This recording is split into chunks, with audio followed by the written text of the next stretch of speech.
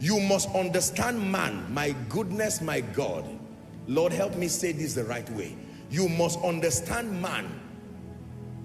Man in all his dimensions. You will be a loser in life if you do not understand men. It's not an insult. It's just a harsh description to force your mind to believe me. You will be a loser in life if you do not understand how to walk with men in this cosmos. There is a spiritual component to men. There is a psychological component to men. There is a sociological component to men. There are things, if you do not know about men, you will be angry for the rest of your life.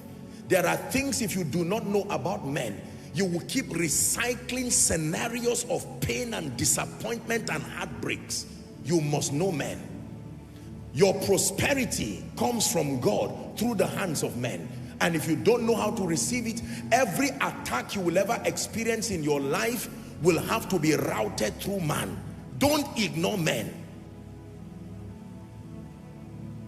Are we together? If you do not understand man as the zenith of God's creation, please look at me. You know, I was meditating earlier on what I was going to share, and when I came to this point, I started laughing by myself. I took a deep breath and I said, my God, how many people, for instance, just an example, if I ask you, what business do you do? You will answer this way: I do oil and gas. Am I right on that? Or I have a shop, I have a mall. Do you know that economically speaking, you are right? But from a standpoint of higher spiritual wisdom, you are wrong. There is nobody who does the business of things. Everything in life is the business of men. Oil only has its value because men place value on it. Your shop only has customers because men have chosen. The day men cease to place value on what you do, it becomes valueless. Once upon a time, value from men was placed on a typewriter, and whoever owned it or could use it was termed valuable. But because men refused to place value, they graduated their value to something else. Today, typewriter looks like a monument.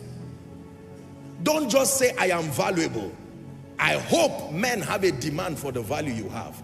The entire business of everything, including salvation, is the business of men. Do not ignore men. You will fail, woefully so. Are we together?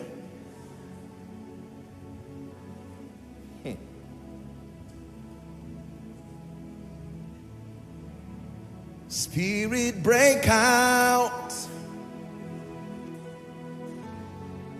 Break our walls down. That's what God is doing already. Deconstructing negative beliefs. Bringing you to a point where some of you, especially those who were not here when I taught this, God is showing you your life in a mirror, and you are seeing very clearly, if I continue this way, trouble is waiting for me. It's not about prophesying negative. This immediately will bring you to a point where you take the position of a student and you realize that I have to be serious. If I am not serious, what my father cried about, I'm about to cry about. What my mother cried about, I'm about to cry about. You must understand man. The Bible says, what is man that thou art mindful of? Business is run because of men, not just ideas. Ideas only have their value because men make them valuable. If men reject those ideas, they become obsolete. Nonsense will have meaning when men accord it value. Are we together? Wisdom can be called foolishness if men reject it. Everything revolves around the economy of men. If you know this, you will be wealthy. If you know this, you will be great. It was the business of men that brought Jesus to the earth, restoring all things and restoring creation, but ultimately restoring man. Men were so important that even in their degenerated state, God still chose to work on them and bring them back. Don't ignore men. You will pay a very dear price. It is in the multitude of men, the Bible says, that a king's honor lie. Can I give you the last one? Number 6. Someone say, thank God for koinonia. For someone, this is a bailout system for you. Mama cried and said, Lord, I don't know the way out, but help my son. And God brought you here. to show you the way out. You can return back and say, Mama, God has answered the prayer. Finally, your son is not a weak person like Gideon. He has become a person of stature, even by light. 6, the sixth and final foundational knowledge you must have to live an excelling life is that you must know your adversary, the devil. I wish you didn't have to know Satan. It would have been a lighter burden, but he's been here to stay for a long time. It's important to know him because of the destructive tendencies that come with that spirit called Satan. The Bible calls him the thief. The Bible calls him an adversary, never calls him a friend. The word Satan means deceiver, manipulator. Satan is not just the name of a spirit being.